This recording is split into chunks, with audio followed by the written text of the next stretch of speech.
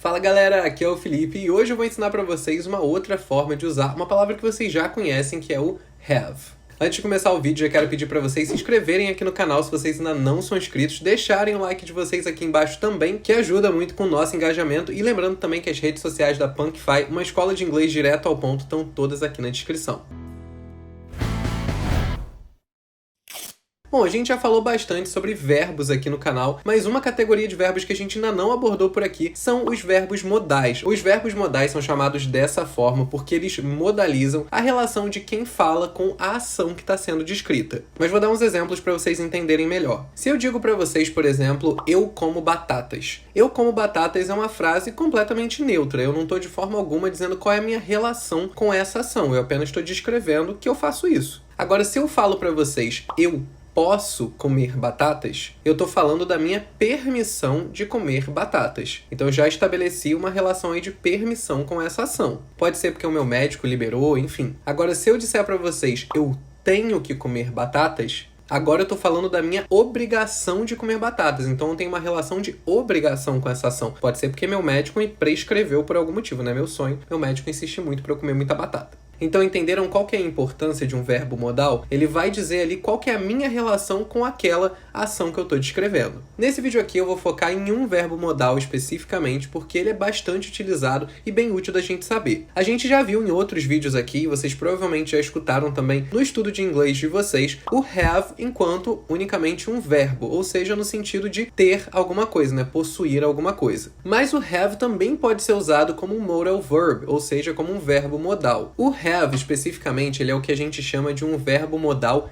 híbrido. Por quê? Porque ele tem a função de um verbo modal, porém a estrutura do verbo modal have continua sendo a mesma do verbo have. Ou seja, ele vai ser modificado de acordo com a pessoa da frase. Se a gente está falando de I, you, we e they, a gente vai usar have. Se a gente estiver falando de he, she ou it, a gente vai usar has. Então, de maneira semelhante ao must, o verbo modal have to, ele vai dar esse sentido de obrigação, de necessidade na frase. I have to work to pay my bills. I have to work to pay my bills. Eu tenho que trabalhar para pagar as minhas contas. Então, have to tá aí dando esse sentido de eu tenho, de obrigação, de necessidade. Outro exemplo.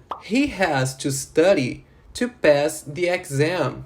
He has to study to pass the exam. Aqui a gente vê que o have to se tornou has to. E por que isso aconteceu, né? Porque a pessoa da frase mudou. Agora não é mais I, a gente está trabalhando com he. E com as pessoas he, she e it, o have to vai aparecer como has to. Então, nesse caso, he has to study to pass the exam. Para a gente construir frases negativas, né, usando o verbo modal have to, a gente vai precisar também do auxiliar do, que vai se modificar apenas na terceira pessoa, he, she, it. Então vamos ver aí alguns exemplos. I don't have to work to pay my bills. I don't have to work to pay my bills. Então aqui o auxiliar do, ele tá na forma negativa, né, que é o don't, e depois a gente tem o have to se mantendo da mesma forma, porque o don't já tá dando essa ideia de negativo na frase. Outro exemplo, he doesn't have to study to pass the exam.